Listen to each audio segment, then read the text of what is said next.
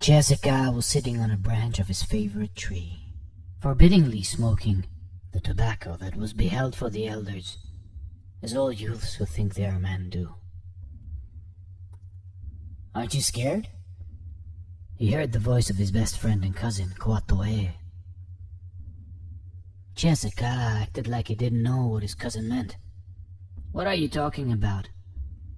And why are you sneaking up on me like a squirrel?" But he knew exactly what Koatoe was referring to. Tonight was his night, the night he would become a man. He had just turned 13 years old, and tonight was his rite of passage. The night he would leave his childhood behind and turn into a Cherokee warrior.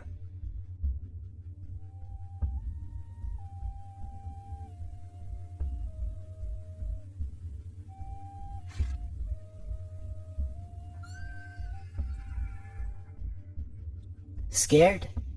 I've been looking forward to tonight since 13 years, you little coward. Koatohe laughed out loud, because he knew his cousin was bluffing, and then passed him some tobacco he had rolled in a leaf. "I may be a year younger than you, brave warrior," pausing to laugh again, "but I still know that I am terrified of my rite of passage, and I know that you are too right now." Cherokee tried to look seriously for a second, but then his face turned into a smile, while his gaze fixated to the distant lands in front of him. Cherokee land, their land. For generations and generations, brave Cherokee warriors hunted, protected their kin, and fought off other tribes.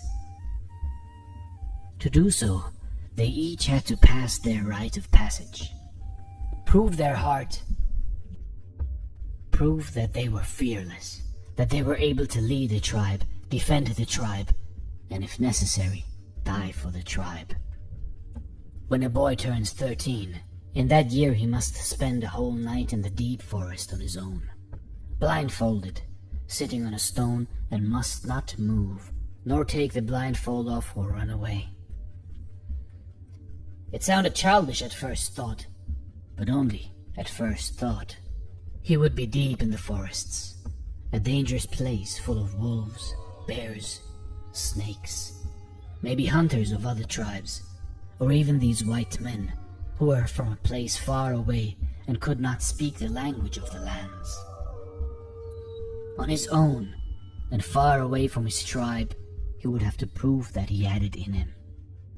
And what he didn't tell his cousin Koatoe was that he was terrified to the bone. But he didn't have a choice. It had to be done. And his father had chosen tonight, the night of the big moon, and he would also be the one who would lead him blindfolded into the forest and then leave him there overnight. Once the boy survives the night, he is a man.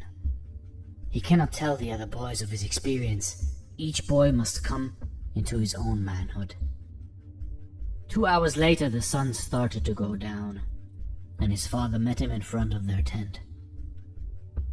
Usually affectionate and kind, he suddenly had a serious and unforgiving face, and stood there nodding his head in approval as he saw his son approaching. Cherokee saw his mother, and saw her tears in her eyes, but stopped looking at her after a few seconds, afraid that he too would shed a tear. The whole tribe had gathered. He saw Sekuya, his uncle and father of Koatoe. Atakulakula, the big chief of the tribe, was there, and he also recognized his friends, Waya and Hatsadi. With a firm grip, his father held him by the shoulders and blindfolded his eyes. What struck him the most was the silence, and how seriously everyone took this occasion, making his heart beat even more. Cherokee was now so scared like never before in his life, and just prayed to the gods in the sky that he would survive the night and become a warrior. Yes, a warrior. Wasn't that what he wanted to become? Make his father proud, his mother proud, and make the whole tribe look up to him.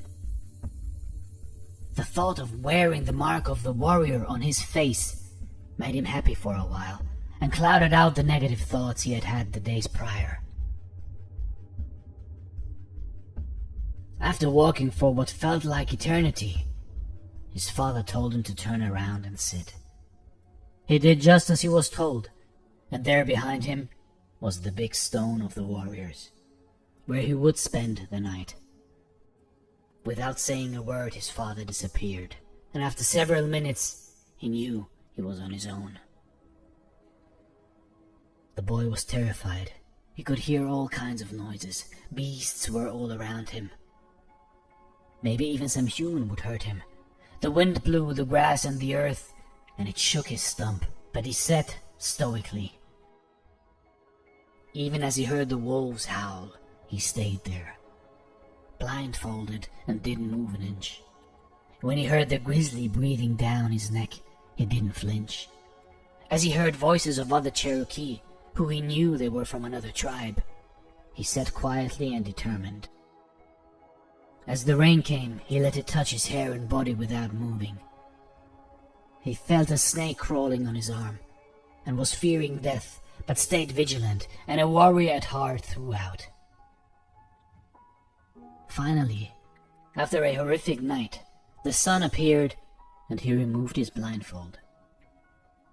It was then that he saw his father, sitting on a stone next to him, at watch the entire night. "Father," Cherokee said. "Congratulations, son. Now you are a Cherokee warrior," he said with a smile on his face, as he passed him some tobacco rolled up in a leaf. Cherokee couldn't believe his eyes. "What? You thought I didn't know you were smoking secretly upon your tree?" his father said. "But don't tell your mother I gave you this." Cherokee had to fight the tears, so emotional was this moment. His father had been there all night, watching out for his safety, and he, Cherokee, had been brave in front of his father's eyes, and even got offered the tobacco of the elders and grown men. Now, Cherokee, we are more than father and son. We are two warriors of the same tribe. Cherokee couldn't wait any longer, ran up to his father and gave him a grizzly bear's hug. You see, we are never truly alone. Even when we do not know it, our family and friends are watching out for us, sitting on a stone beside us. In their thoughts, in their dreams, in their prayers, they are with us. You are never truly alone, no matter how bleak the situation might seem like.